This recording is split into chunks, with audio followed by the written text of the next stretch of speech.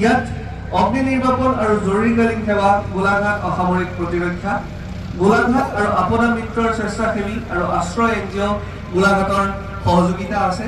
তাৰ জৰিয়তে দেখা গৈছে যে দুগৰাকী মহিলা অচেতন হৈ পৰি গৈছে আৰু তেখেতসকলক আমাৰ মহিলা স্বেচ্ছাসেৱীৰ দ্বাৰা 4 হেণ্ডেড চিট পদ্ধতিৰ সহায়ত উদ্ধাৰ কৰা হৈছে।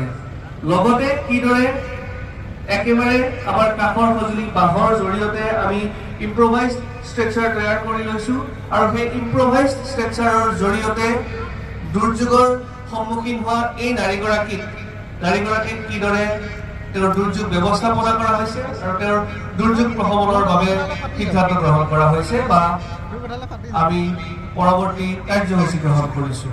গতিকে এয়া জিলা দুৰ্যোগ ব্যৱস্থাপনা প্ৰাধিকৰণ গোলাঘাটৰ সহযোগত তেওঁলোকৰ প্ৰতীক পথ। এইবাৰ আমি আগবাঢ়িছোঁ জলসিঞ্চন বিভাগৰ যি প্ৰতীক পথ